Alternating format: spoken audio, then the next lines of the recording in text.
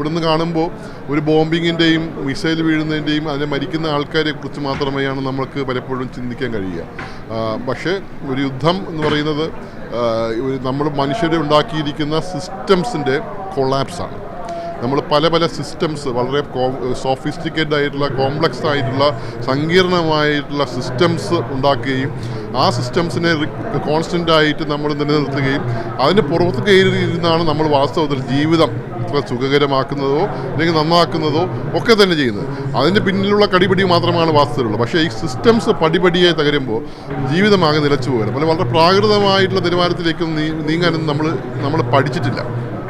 വെള്ളമില്ലാതിരിക്കുമ്പോൾ ഉണ്ടാകുന്ന പ്രശ്നങ്ങൾ കൂട്ടം കൂട്ടമായിട്ട് ആൾക്കാർ ഡയറി പിടിച്ച് വരുന്ന മരിച്ചു വീഴുന്ന, അതിനപ്പുറത്തേക്ക് മനുഷ്യർക്ക് ഈ പറയുന്ന ഒരു ഡിഗ്നിറ്റി ഇല്ലാതെ മരിക്കേണ്ടി വരുന്നത്, ഡിഗ്നിറ്റി ഇല്ലാതെ ആത്മാഭിമാനമില്ലാതെ തെരുവിൽ കിടന്ന് ഇങ്ങനെ ഈ പറയുന്ന എക്സ്പോസ്ഡ് ആയിട്ട് ഈ പറയുന്ന ഒരു മലവിസർജനം നടത്തി മരിക്കേണ്ടി വരുന്ന അവസരം നമുക്കൊരിക്കലും ഇമാജിൻ നമ്മുടെ ജീവിതത്തിലേക്ക് ഇത് മാറ്റി പറിച്ചിടുമ്പോൾ എനിക്ക് മനസ്സിലാവും.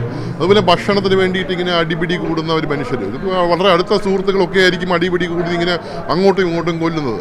അപ്പോൾ ഇങ്ങനെയുള്ള മരുന്നില്ലാതാവുമ്പോൾ ഹാർട്ടിന് അസുഖമുള്ള ഒരു മനുഷ്യന് ഒരാഴ്ച മരുന്നില്ലെങ്കിൽ അടുത്ത അറ്റാക്കായി അയാൾ മരിച്ചു. ഈ കണക്കിൽ പെടുന്നില്ല. കുട്ടികൾ ഈ പറഞ്ഞ മലിനജലത്തിൽ ഈ പറഞ്ഞ വീഴുന്ന ജീവിക്കുന്ന കുട്ടികൾ ഏറ്റവും ഈ പറഞ്ഞ ജനിച്ച് വീഴുമ്പോൾ തന്നെ അതിനകത്ത് നിൽക്കുന്നത് അവർ പെട്ടെന്ന് മരിച്ചു പോകും. ന്യൂനാറ്റൽ ഡെത്ത് ഇല്ലെങ്കിൽ ഇൻഫൻറ്റ് മോർട്ടാലിറ്റി അങ്ങ് പറന്നു പോകും. മറ്റേണൽ മോർട്ടാലിറ്റി ഈ പറയുന്ന സ്ത്രീകൾക്ക് ഈ പഴുപ്പ് അടിച്ചിട്ട് മരിക്കും. ചികിത്സയില്ലെങ്കിൽ ഈ എല്ല് പൊട്ടിയ ആൾക്കാർക്ക് അത് പഴുത്ത് മരിച്ചു പോകും. പോസ്റ്റ് ഓപ്പറേറ്റീവ് കെയർ ഇല്ലെങ്കിൽ ആൻറ്റിബയോട്ടിക് ഇല്ലെങ്കിൽ മരിച്ചു പോകും. അങ്ങനെ പല വിധത്തിലാണ് ആൾക്കാർ ഇങ്ങനെ മരിച്ചു പോകുന്നത്. ഇതൊരു ജനോസൈഡാണ്. നമ്മൾ ജീവിച്ചിരിക്കുന്ന സമയത്ത് നടക്കുന്ന ഏറ്റവും വലിയൊരു ജനോസൈഡാണ്. അത് വളരെ പ്രത്യേകതയുള്ള ജനോസൈഡാണ്. ഞാൻ നേരത്തെ പറഞ്ഞ വളരെ പ്രത്യേകതയുള്ള ജനോസൈഡ്. മുമ്പൊക്കെ ജനോസൈഡ് നടക്കുമ്പോൾ ആരെങ്കിലുമൊക്കെ ഈ പറയുന്ന ജനോസൈഡ് എന്ന് പറയുന്നതിൻ്റെ വളരെ രഹസ്യമായിട്ടൊക്കെ നടത്തുന്ന സംഭവങ്ങളായിരുന്നു ഓസ്വിഷിലും അർമേനിയയിലും ഒക്കെ നടന്നിട്ടുള്ളത്. ഇതങ്ങനെ വളരെ പച്ചയായിട്ട് എല്ലാവരും കണ്ടുകൊണ്ടേയിരിക്കെ, മനുഷ്യരെല്ലാവരും കണ്ടുകൊണ്ടിരിക്കെ, ലോകം മുഴുവൻ കാണുന്ന ലോകത്തെ മുഴുവൻ വെല്ലുവിളിച്ച് നടത്തുന്ന ഒരു ജനോസൈഡാണ്. അത് ഒരു കുറ്റബോധം പോലും ആർക്കും ഈ നടത്തുന്നവർക്കൊന്നും കാണുന്നില്ല. രണ്ടതൊരു ക്ലോസ്ഡ് സ്പേസിലാണ്. അവർക്ക് രക്ഷപ്പെടാൻ ഈ പറഞ്ഞ ജനോസൈഡ് നടക്കുമ്പോൾ ഒരു രക്ഷപ്പെടാൻ ഒരു സ്ഥലമില്ല. ഒരു കോൺസെൻട്രേഷൻ ക്യാമ്പാണ്. 21 ലക്ഷം ജനങ്ങളെ കൂട്ടിലടച്ച് കൊല്ലുന്ന, ഭക്ഷണം കൊടുക്കാതെ വെള്ളം കൊടുക്കാതെ കൊല്ലുന്ന ഒരു ഏർപ്പാടാണ്. അവർക്ക് വേറെ പോകാനൊരു സ്ഥലം പോലും ഇല്ല. മൂന്നാമത് ഇതിന് ആരും ഇടപെടുന്നുമില്ല. ഒരു മനുഷ്യർ പോലും ഇടപെടുന്നില്ല. ഭക്ഷണം കൊടുക്കാതിരിക്കുമ്പോൾ പോലും ഭക്ഷണം കൊടുക്കാൻ വേണ്ടി ആരും ഇടപെടുന്നില്ല.